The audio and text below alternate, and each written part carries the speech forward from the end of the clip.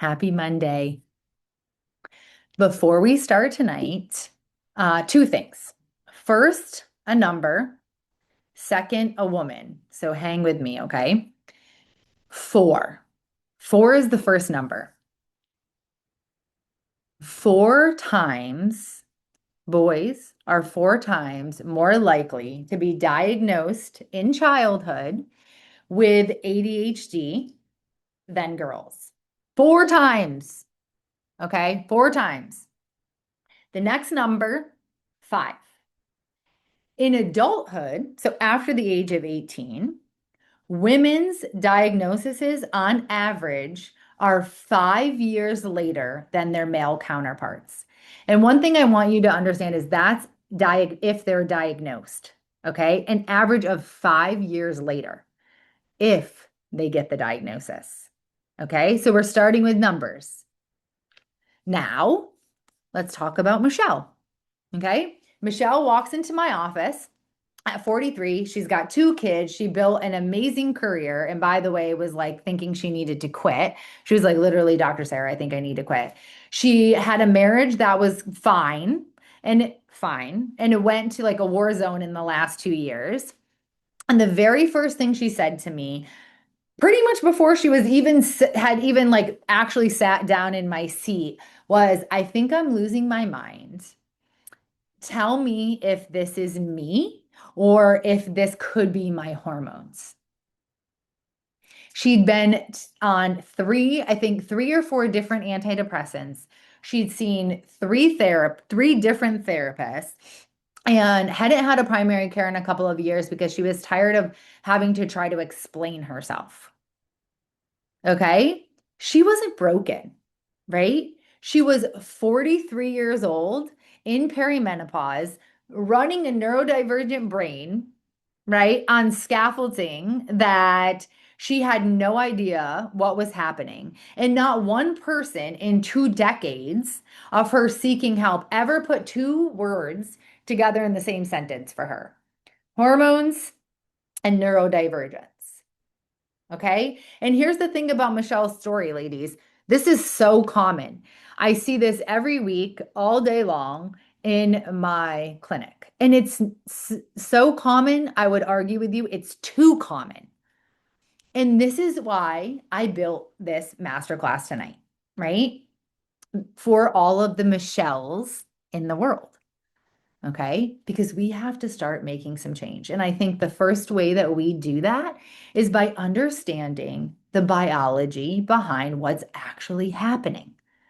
So take a deep breath, a long one, okay, because we are going to get into this. And if you're in this room tonight, I already know a little bit of something about you, right? You've probably been someone that's been holding it together for a long, long time, right? And somewhere in the last few years or a few months, somewhere in there, things are just kind of falling apart, okay? I'm here to tell you with the full weight of science behind me and my experience as a neurodivergent woman and my experience as a neurodivergent physician treating neurodivergent women that you are absolutely not falling apart. You're catching up on the truth. Okay. And I really believe that the way that we frame words, I think vocabulary and linguistics are extremely important. Okay. Because we aren't failing, but we are catching up on the truth, a truth that we weren't told for a very long time. Okay. And now we are starting to understand that. And that is why we are coming together so that we can make generational changes for all of the girls behind us. All right. As we heal and as we work on this journey from ourselves. So thank you for being here. Now, who the heck am I? I'm Dr. Sarah. I'm a board certified physician. I'm also neurodivergent. And I've spent my career obsessing over really kind of one question. And especially lately, because I've seen this over and over and over and over again in my clinic. And I don't know if any of you from your neurodivergence, but I have the neurodivergence where I ask why, which probably does make me a good clinician. But I'm like, why? Why is this happening? Why do we not see this in boys? Why are we seeing this in women? Why am I seeing all these women in their 40s, 50s? Why? Right? Um, And I've spent my career asking why. And I looked at why are so many women in their 30s, 40s, and some of us 50s and 60s, right? Not getting recognized. Right? We're looking in the mirror and like not recognizing this brain and this body. Right. And so I built this because I wish someone had given me this information, 10 years ago. And although I cannot go back in time and change my misdiagnosis, my late diagnosis, and it's pretty embarrassing as a physician that I couldn't diagnose myself, right? What we can do together is help create that generational change. We can heal together, right? We can start saying, okay, now today we know this is what's going on in our brain, right? I know estrogen plays a role. I know progesterone plays a role. I know B6 plays a role. And we can start working forward. But also importantly is we got to create that change in the system for all those girls behind us, our daughters, our nieces, all the girls that we care about. I call that generational change. So I'm glad you're here with me tonight because I want to make the change moving forward and I want us to impact and make the change for them. Up on the screen is a QR code. This is my Instagram. This is actually a new Instagram I just started called Dr. Sarah Unmasked. This is educational, but it's also cathartic for me and part of my healing process. It is a place where I feel like I can be my neurodivergent self. I can teach, but I can also say the things I need to. So, for example, I put up a reel this weekend of myself and my 8-year-old. We both are neurodivergent. And we got out all of the American Girl dolls and got like spend 30 minutes getting them out, taking them out of boxes. And literally like 10 minutes later, we both kind of looked at each other. We were like, okay, what next? And I thought it was like really comical and the epitome of both of our neurodivergence. So I did a reel about it. So I'd appreciate it if you follow along. That would be awesome from an educational standpoint, but also helping me be able to speak my truth as well. So thank you for that, and I'm excited. So you probably already know why you're here, right? And this slide kind of explains that maybe you're diagnosed as an adult, and you're kind of still mad that it took so long. I processed that really long too. Okay, if you finally did get a diagnosis, and you're not wrong to be angry, there's actually an entire grieving process that can happen. A lot of people will say, well, weren't you happy when you got the diagnosis? Because now you can, take a medicine or do something about it. And I don't think it wasn't that I was happy or the women that I treat. It's not that we're not like, oh, yay, finally something. But there's a lot that goes into that, right? I'm mad. I was mad. I was mad at myself. Like, how didn't you see this? I was mad at my parents. I was mad at teachers. I was mad. I was like, I could have, done so much more if I had only known. Now, is that helpful? Probably not, right? But it's true. It's the truth. And it's the real of what happens when we get the diagnosis. So maybe that's you. Maybe you don't even have a diagnosis. Maybe you've taken every quiz, you've seen all the things on TikTok and Instagram, and you're like, ooh, I think I'm neurodivergent, right? Or I think I identify with this. Or maybe your brain feels like you're falling apart and you're like, is this perimenopause? Is this burnout? Is this ADHD? Welcome to the most confusing intersection a woman could stand at in 2026, ladies, right? Because guess what? It could be all three of those things. So, from a perimenopause alone, which we'll talk about later, but perimenopause alone can make neurotypical women feel like a small bit ADHD. Nothing like what neurodivergent women experience, but because when we're going to make those connections later, that can be the case, right? So someone who's never had those ADHD symptoms can feel that in perimenopause. So perimenopause, burnout, or ADHD, that is a very thing. And then all three of them can play together, right? You can have perimenopause, ADHD, and burnout. Yeah, the three, right? But I do want to say something before we go any further. Nothing about tonight is diagnosing anyone. Okay. You got to work with your own provider for that. This is about education.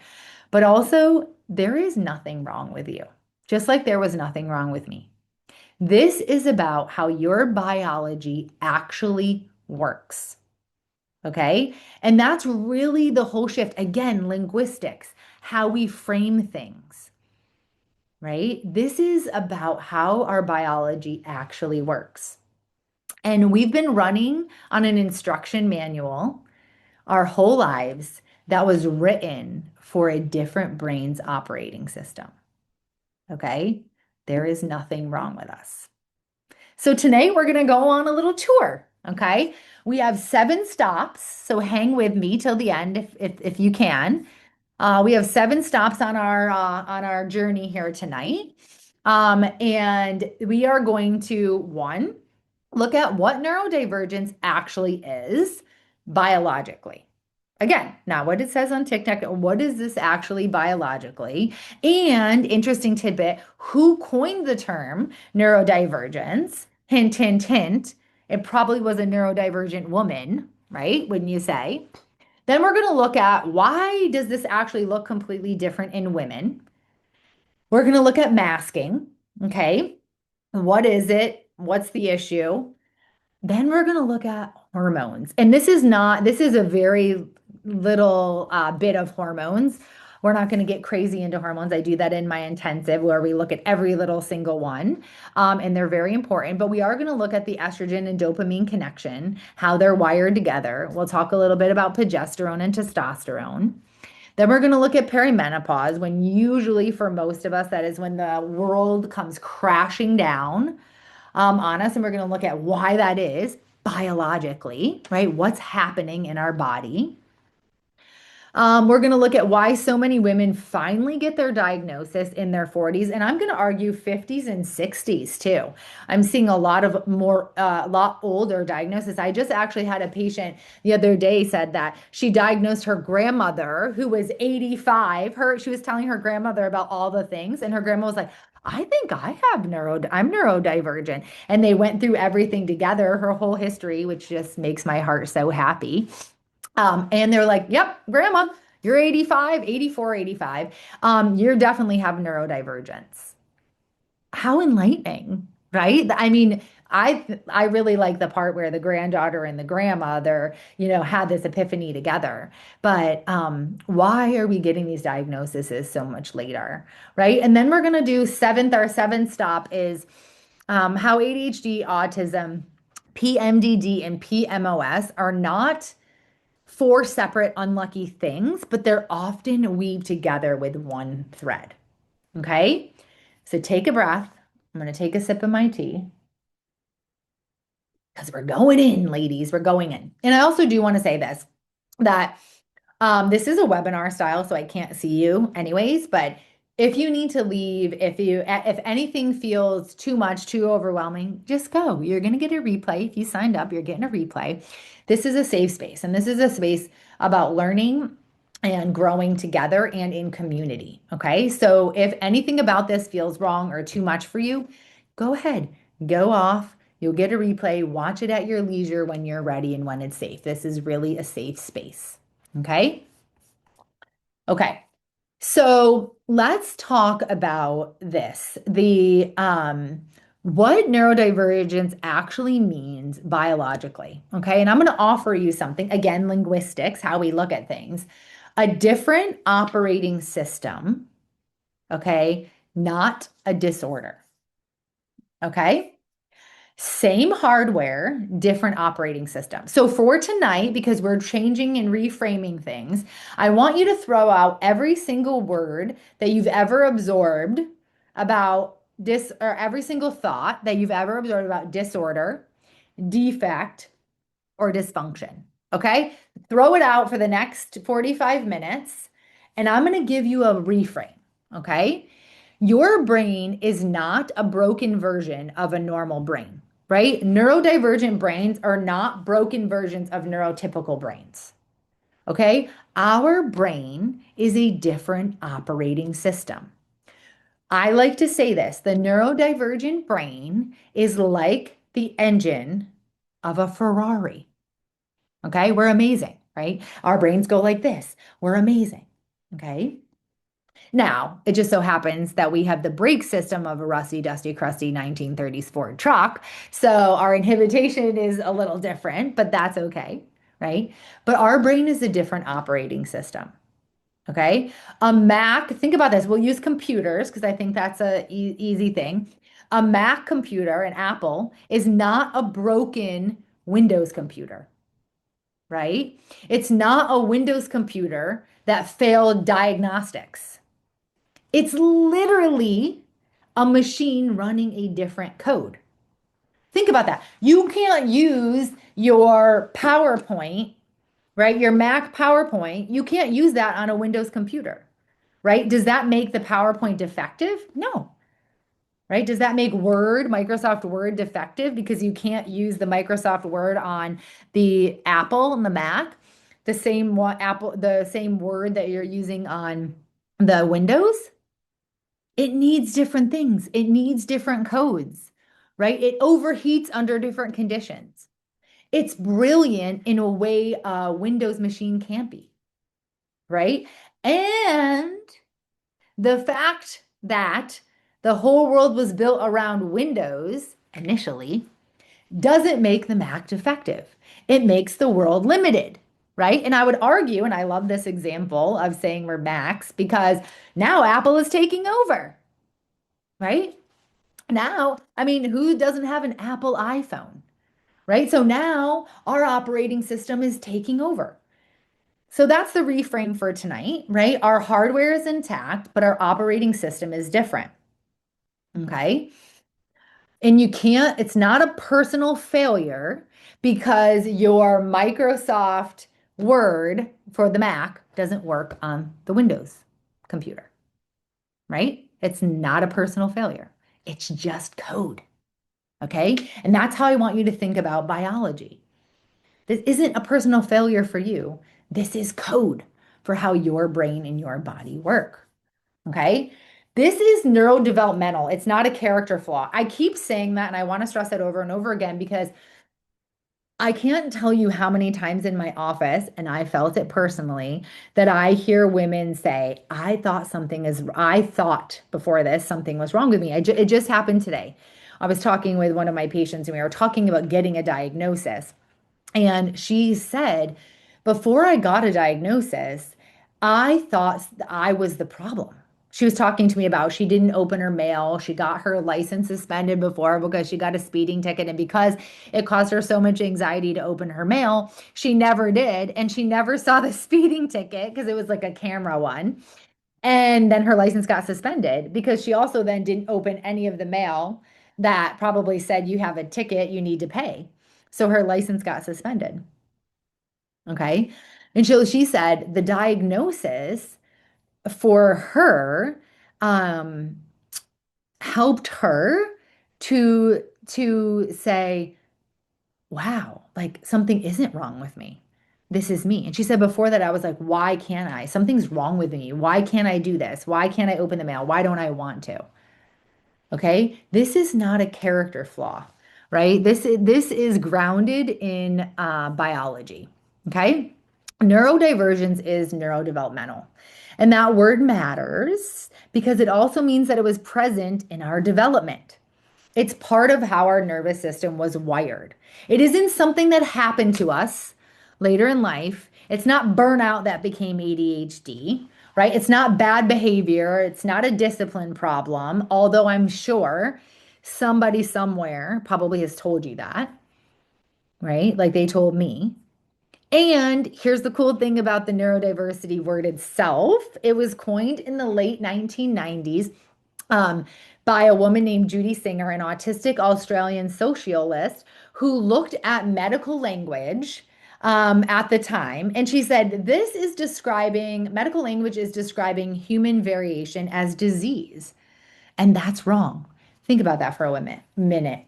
A woman said, we are describing variations in humans as a disease. And that is wrong, as it is. A neurodivergent woman reframed the entire field. Go figure, folks, right? Like many of you in this world, what are we? High functioning, right? And I don't love when people say that neurodivergence is our superpower because although it can be, it doesn't feel like that for a lot of us, right? So I don't always love to rah it. But again, linguistics is important, right? Calling human variation a disease is not correct, right? It is not correct. So why does it look so different in women? Right? Why? Why? Why does this look so different in women? Well, here's why I'm going to tell you. And you probably already know, right? The diagnostic playbook for ADHD, and we're going to talk about autism after, but the diagnostic playbook for ADHD was written watching little boys. Think about this. Picture, right? Picture what when you say ADHD, what do you think? Picture the boy who's hyperactive, who doesn't sit in his chair, who gets up, who annoys a teacher, who picks us up, puts it down, da, da, da, pen up, down, click, click, click, click, click, like up, down, right? He interrupts. He's hard to miss, right? And the system was built to miss nothing about him. He gets noticed, he gets referred, he gets labeled and early, and he gets support. Now, picture the girl. Same condition, right? Very different picture. She's not climbing on the desk. She's disappearing into it, inattentive, internalized, anxious. This is what I want you to hear. The noise does not come out of us like it does in boys, but that volume is just as high and it's inside here all the time. Okay. We may not be disruptive, but we're being disrupted, right? We're daydreaming. We lose our homework. We lose our train of thought. We read every single room that we walk into, right? We've been being told we're too sensitive. You're too loud. You're too much. What are you doing? What's wrong with you? And I want to put this here for a second because this is personal to me and I don't know about your journeys, but it is.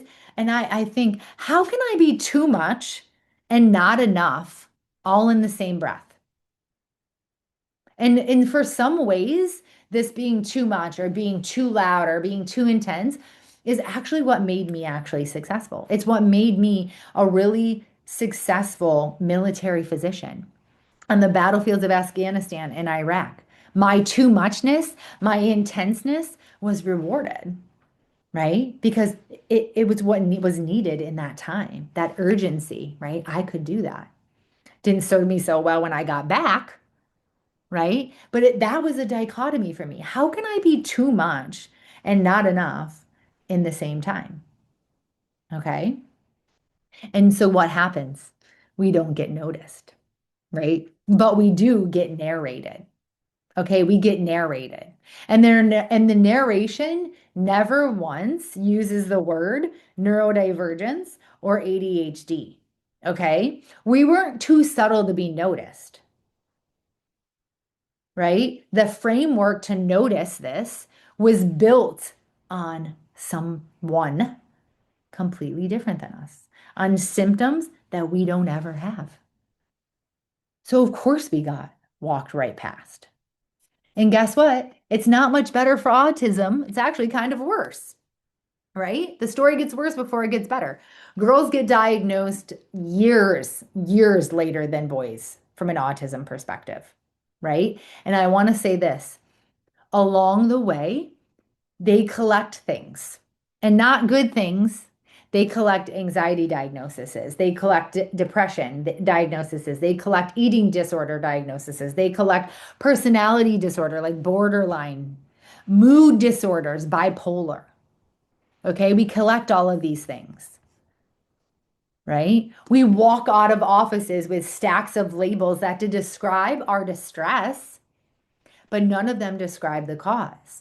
Oh, and hey, by the way, if it is autism and it's not a mood disorder, then do you really think that that mood stabilizing medication is going to work? Sure isn't, right? Sure isn't, because the world has their idea of what an autistic boy looks like. And we all know that it's a spectrum, okay? Nobody is looking for us. The instruments were calibrated to boy presentations early in life, right? And girl presentations are filed under too subtle. You're not measurable. We don't see you. We don't see you, we don't hear you, so you must not exist. No, right? No, no, no, no, no, no. It's not that we were ever too subtle to notice. It's that nobody built an instrument to notice us with. And this is true throughout our lifetime of neurodivergence as women, right? It is why we get missed with postpartum, right? It is why we get missed with PMDD. It is why we get missed with perimenopause. It's not failure. It's not personal failure. It's institutional failure that has been running for decades. And unfortunately, we've been paying for it with our mental health. And that's why we have to stop that, right? That is why we have to have calls to action and we have to show ourselves what's happening so that we can do something about it and then change the future. Okay? So let's talk a little bit about masking. Okay, this thing called masking. Okay, masking is what? It is literally the hidden cost center of neurodivergent female of our lives, right? And almost none of us have ever really named it. Just till recently, I started naming this and understanding what masking really is. But what can it look like, right? So it can look like, and you may do some of these and not all of these, right? This is not an all-inclusive list, but it can look like scripting conversations in advance. I don't know about you, but I do that. I call that like being prepared. I didn't even realize it was actually part of my neurodivergence. You rehearse the call before you make it. You pre-write the text before you send it, right? You have draft folders. What about it could be forcing eye contact that feels wrong, right? Sensory input that you have to manually suppress. What about this? What about copying other people's expressions and mannerisms and studying them, cataloging them, using them? Oh, they smiled. Okay, I should smile, right? Suppressing the urge to stim, rocking, tapping, hair pulling. This is mine, right?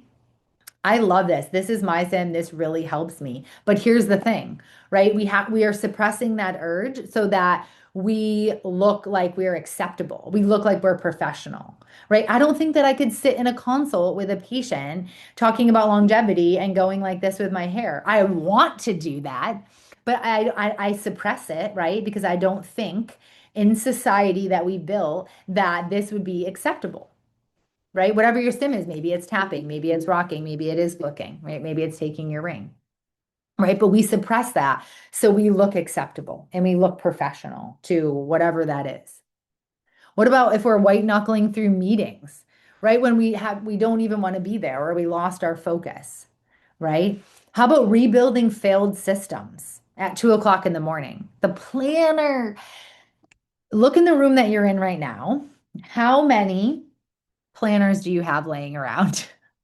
Or hidden somewhere. I don't have any out, but I can tell you that I have six in here and just in this office that are half written. Oh, pre-written. Let's actually look at one. Oh, look at this one. This one was in my bag. Look at all my tabs. Oh my goodness. Let's see how many. Let's do a little looking at Dr. Sarah's book. Let's see how many, seven different color tabs. Oh my, look at this. Look at these color coded lists, right? Yes. We just hold this up and say, tell me you're neurodivergent without telling me you're neurodivergent, right? So planners, color coded calendars. Oh boy, that's masking too. Okay. Listen, stop telling that story though. We're hiding in plain sight, right? And here's the other thing. Why do we mask? And why is it automatic? Why did I not know until 39 what masking was as a physician? Here's the deal. Because as girls, when we're young, we get socialized early and hard to be agreeable, to read the room, to always smooth out friction, to never be the difficult one. Okay, so by the time we hit adulthood, masking isn't a strategy that we've chosen. It's literally survival. It is literally how we operate. It is part of our operating system. Okay, it is who we are, but also because society has trained us to be that way. And here's the thing. Here's the part that really makes me very upset as a physician. Because we've been measuring the wrong thing for the wrong reasons, and that impacts women, guess what? Masking becomes effective. This is kind of the cruel part. It works, ladies.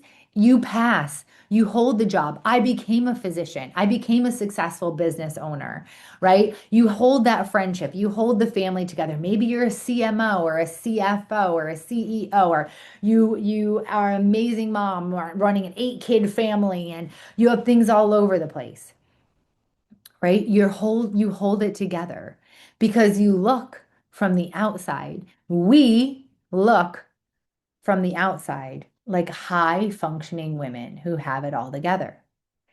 And I can't tell you how many times that I've been told when I announce that I have my neurodivergence, you can't have ADHD or autism. You're too successful. What? What? This masking is devastatingly expensive. Okay. It causes anxiety and exhaustion and burnout and depression. And here's something interesting that we do have some research on. It is the degree of masking, not the severity of its underlying traits, okay, that predicts these outcomes. So listen to that again. The better you mask, the worse the cost for you internally. So, us women who look the most fine from the outside are often the women running the largest defects on the inside. And here's the trap: the better you mask, the less likely anyone is to notice, including you, right? The better you mask, the less likely someone is to suspect, even you, that you're neurodivergent. So we've hidden it so well that we are invisible, right? We've done such a good job hiding it that we become invisible to the system. The system already doesn't have a way to find us. And then because that system failed us and didn't find us and identify us, now we've built this on our own because we had to do something, right? We have to do it. And now what we've built and those things we've put up have also made us invisible, and sometimes even to ourselves. And that's the loop. And that's why so many of us aren't getting this diagnosis till 40, 50, 30. And like, what the heck happened? It's expensive. Okay. And then let's add on a hormonal layer. And guess what? This is not just a perimenopause, menopause thing. This hormonal layer that nobody talks about has been present since the day that we've been menstruating. Okay. And again, this is not an end all be all about hormonal hormones, because that is its own, and we do that in the intensive. This is to show you that these are tied together. Okay. But from the beginning, from our whole life. Estrogen and dopamine are linked. Okay, you can look at the slide. As estrogen goes up, dopamine goes up, right? We already have an issue with accessing our dopamine receptors, right? Now, when estrogen goes up, we have more dopamine.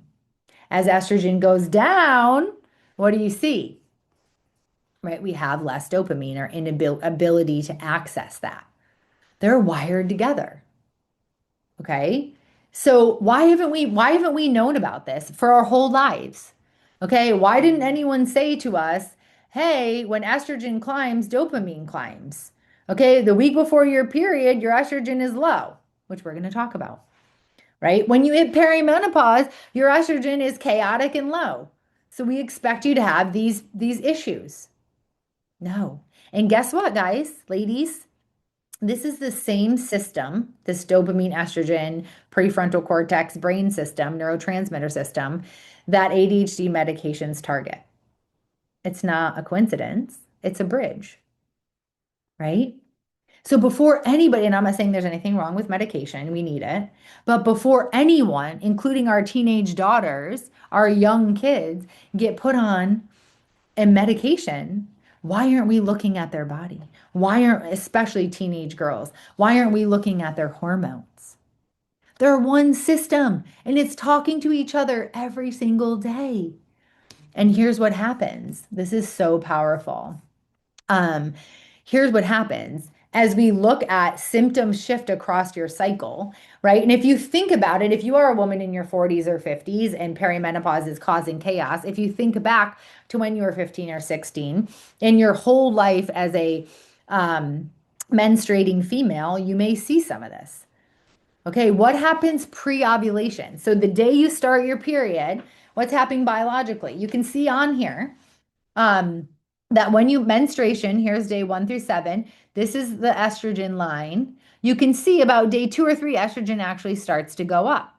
So you have your period and then you end it. And that's what women call follicular lift. The follicular phase. Estrogen is starting to climb right before you ovulate.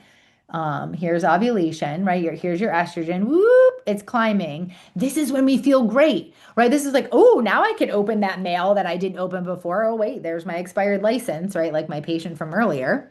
That's when you can write the emails. That's when you make all these amazing plans. But do you know what else it does? It reinforces, why didn't I feel like this last week? See, I knew I could do this. Something was wrong with me last week. Something has got to be wrong with me. I can do it this week, right? I got the motivation. I can go to the gym. I can do the things, right? So again, without knowing this or putting the biology behind it, we're blaming ourselves. Okay. Then guess what happens after we ovulate and we hit luteal? Just look on this chart. Look what estrogen does. Bottoms right out. Okay. Estrogen is at the lowest. What did we just show on the slide before? Estrogen goes down, dopamine goes down. Okay. Focus gets harder, irritability climbs. If we are on meds, those meds may not be working or not feel as effective. And then we reiterate to ourselves, see, I'm a failure. I can't do anything. I did it last week. I can't do it again. No, it's estrogen. It's not a you, it's an estrogen. Okay. And a lot of times we also have problems with progesterone. Okay. It is a hormonal thing. Hormones are adding to it. Okay. It may not be the end all be all, but it's adding to it.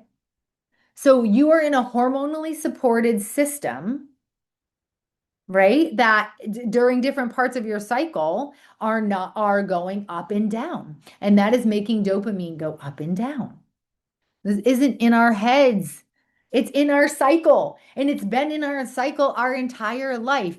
And here's another thing that's not actually, we don't talk about this today, but I'm going to bring it up because it's actually in the news everywhere. If anybody's watching the Lindsay Clancy trial, I will tell you, no matter what anybody thinks or feels about it or whatever, what I will say to you is not a single time in this entire trial have I ever heard in every she'd been on this antipsychotic and this antidepressant and this. I never have ever heard about hormones. 2026. And we're still not talking about postpartum and hormones and what's actually happening, right? Because in postpartum, when pregnancy, our estrogen is the highest it'll ever be, 3,000, 4,000. And then all of a sudden, one day, boom, it plummets.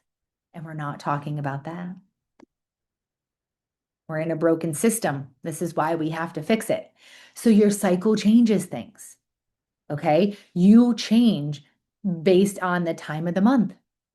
And that brings up something else. Okay. I hope you can see the big number on the screen.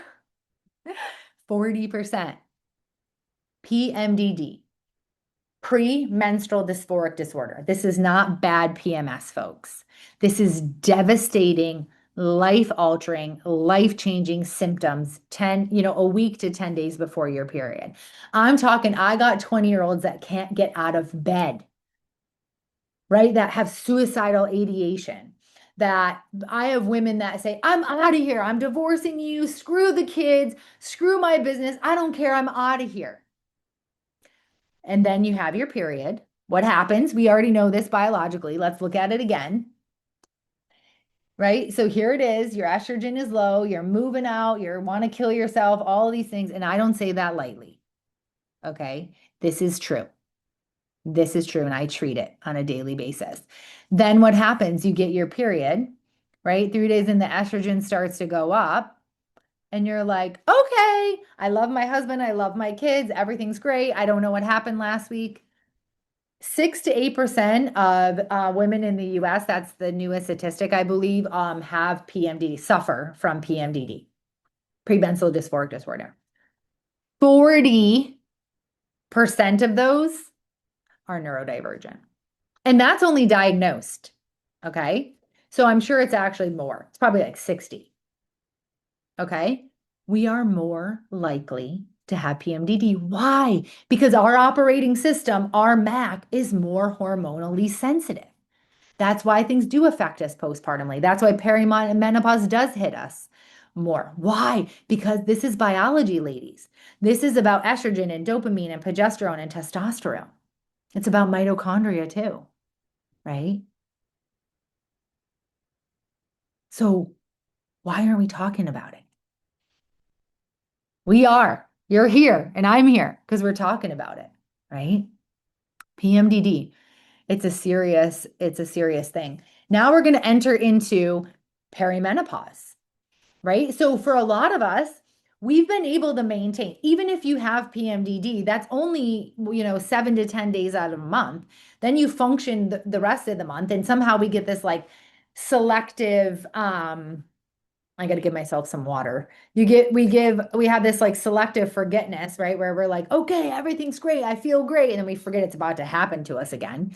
But we've been able to survive. Now insert perimenopause.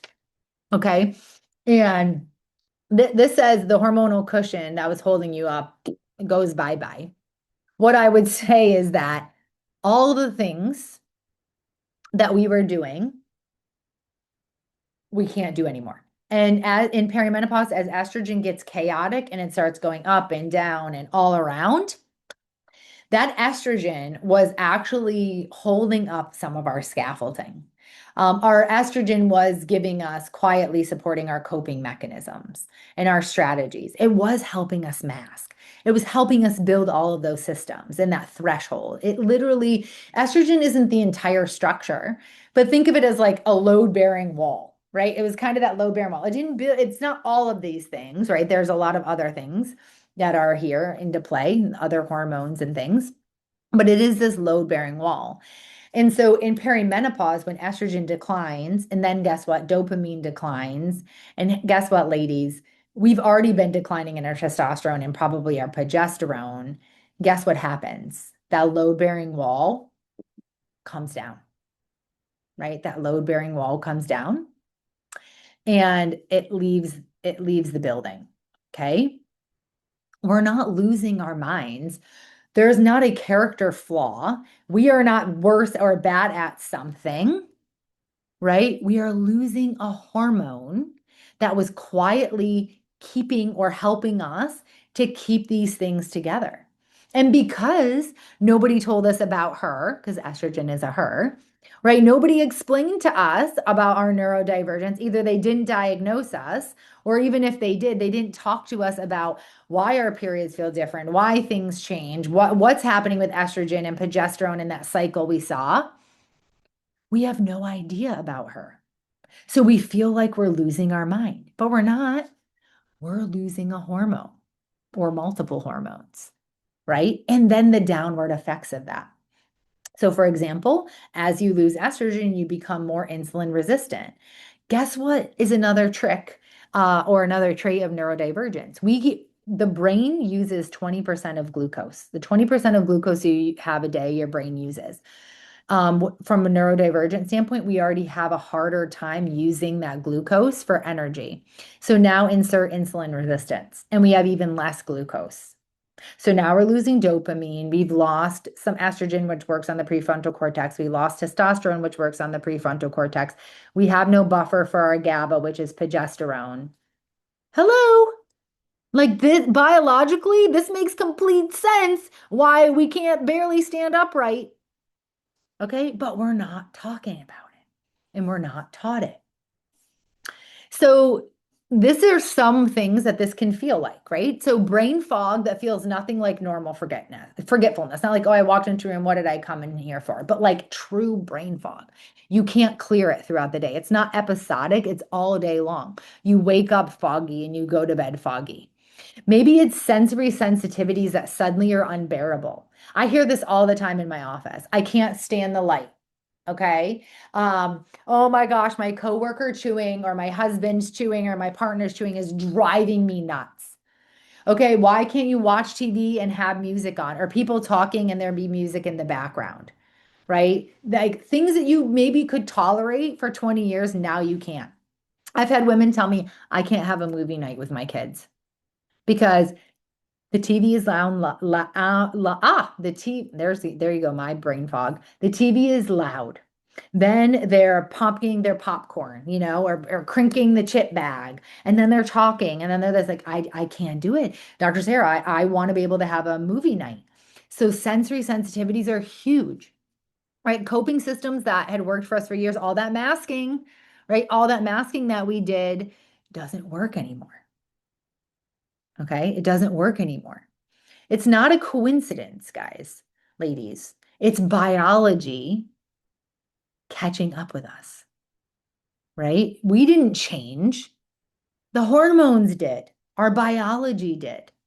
And it is more complex than just hormones, but that's what's changing. The things that are feeding that scaffolding are no longer feeding it, right? That load-bearing wall that we were relying on, at least for 2 weeks of the month, is crashed down and we can't rely on it anymore. It's real. Okay. So here's the why. The why for me, right? The why for Dr. Sarah. Why are so many women diagnosed in their 40s and you can say even 50s and 60s? Because everything you need to understand, and the most common thing that I hear in my clinic, um, is kind of looking like this. This is what I call the timeline, right? So, and we've built up to this. So in childhood, we got missed, right? We were inattentive, we were too much and not enough all at the same time. We were sensitive, but nobody flagged us. Why? The instrument wasn't built for us, it was built for him, right? Then we have years of masking. So we grow up, we learn the rules, we read the room, right? We're super good at this. We perform, we have the scripts, we have the smiles even when we don't want to, right? And now we've made ourselves invisible, right? Then, here comes the hormonal cushion. Estrogen that was quietly doing some work for us, holding up that load-bearing wall, right? Wow, she manages a lot. She's high functioning. Wow, look at her, right? She's so talented. There goes that cushion, right? That system stops working, our brain, our mouth, our body, everything. And then diagnosis at last. Here's where it happens. You hear it from another woman. You read something, you see something on social media. Someone sitting next to you at dinner starts talking about their symptoms. And ladies, yes, ladies, we have done this for ourselves, right? We started talking and we stopped that and we said, so you land in my office at 40, 45, 50, and you finally say the word, something is wrong with me. I think something is, but maybe it's my hormones, right? It's not that our brain changed. Our operating system is the same, right? It's just that we finally got to that brink where we cannot hide anymore, or hiding will destroy our life, right? Or we've gotten to that point where it's finally bad enough where we need to talk about it, talk to someone. And I think also a lot of women in their 40s get their diagnosis because they see it in their children. And we would do anything for our children, right? And so a lot of us start like we notice something in our child and we try to get them help. And as we get them help, we're like, oh my gosh, I think I'm neurodivergent too. Has this really been the whole thing? from on on. I can't tell you how many women that happens to, right? I got diagnosed with my neurodivergence because of my child's, right? And not me. But what I will say is through my own journey and through my journey and what I do in my clinic, I've noticed my own 8-year-old daughter's neurodivergence. And I noticed the things in my house that were happening, like everyone saying, "You're too loud, be quiet, stop interrupting," right? And I've completely changed that. No one is allowed to say any of those things anymore. We've given her a podcast so she can go in her room and podcast all her thoughts, right? We are creating generational change, but only because we put words to it and we are saying what is happening. Okay, here's a clinical study. You can see it on your screen that looks at the average age of diagnosis, and it was 39.4. That's pretty specific, right? 39. That's not a child diagnosis story, right? That is a woman who has been suffering. That's had a career, that's had relationships, that had kids, that's had breakdowns, and probably on average has had 5 wrong diagnoses, or let's call them misdiagnoses. And that's a problem, ladies. If you're getting diagnosed with a mood disorder when it's really autism, when you're getting diagnosed with depression when it's really ADHD, guess what? Those aren't the same treatments. They are not the same treatments. And then we wonder why they don't work. Okay, we wonder why they don't work. That's just one study, by the way. One. One. There's many, many more. All right, our last stop on the bus tonight. Are you hanging strong? I'm going to see if I can get us to only do 7. I don't want to keep you after. And are you hanging strong? ADHD, autism, PMDD, PMOS is really one picture. Okay, it's one picture.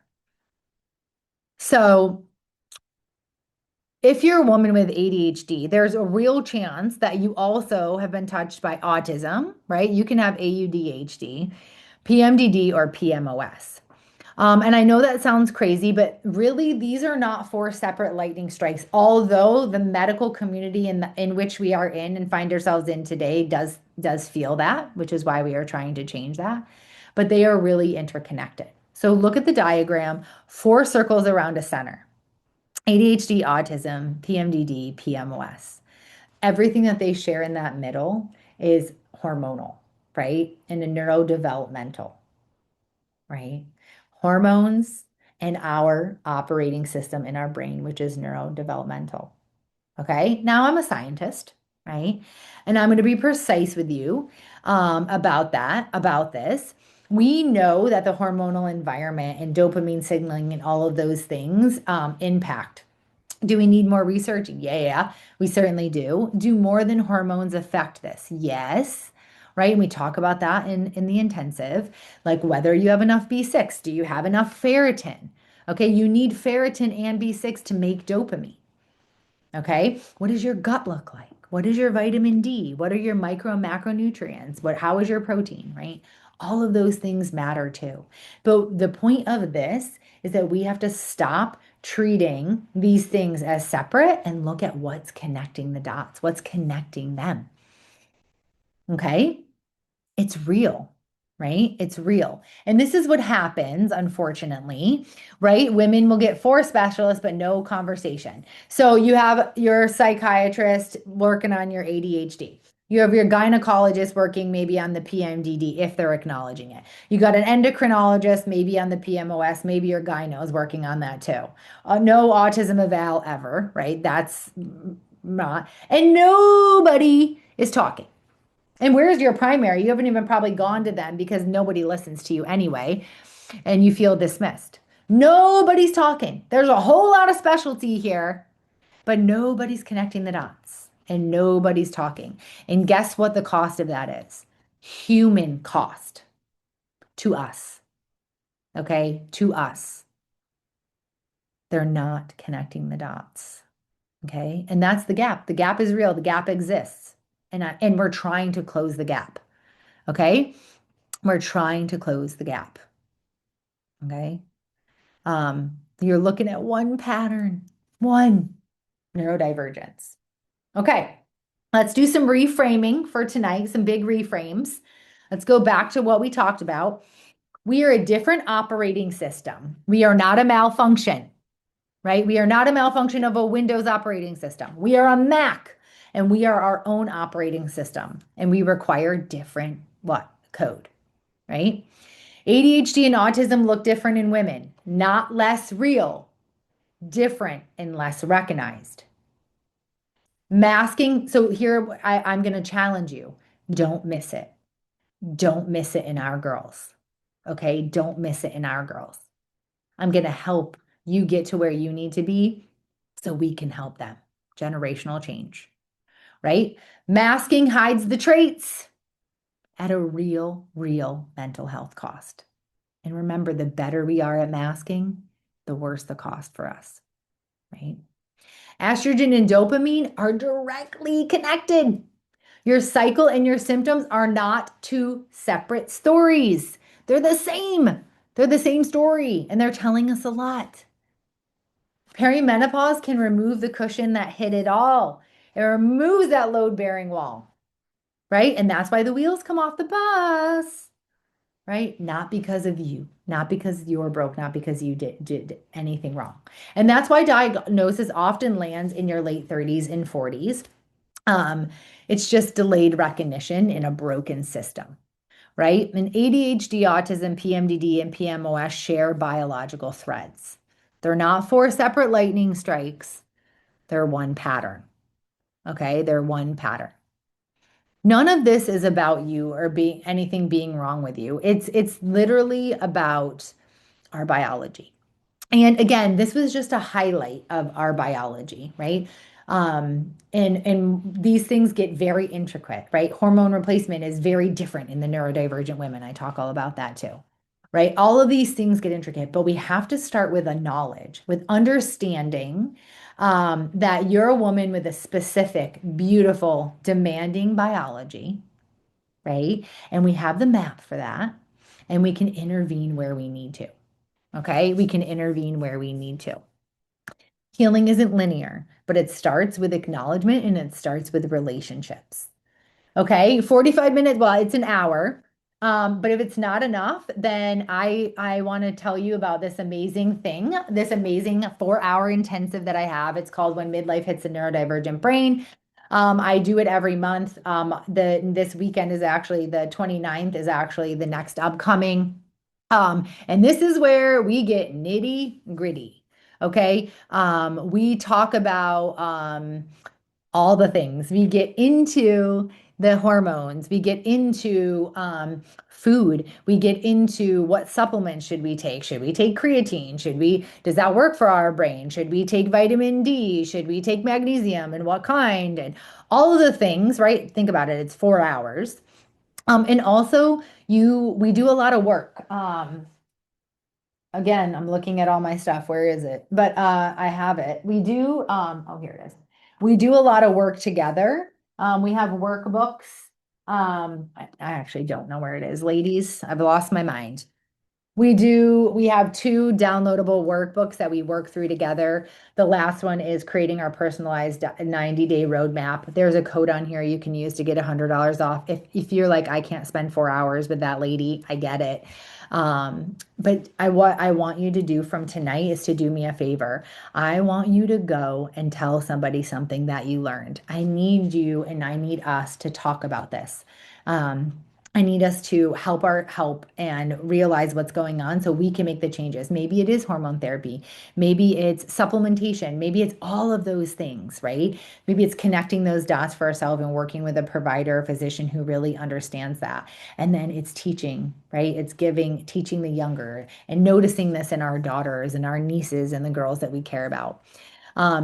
We do some cool things in the course. It is online.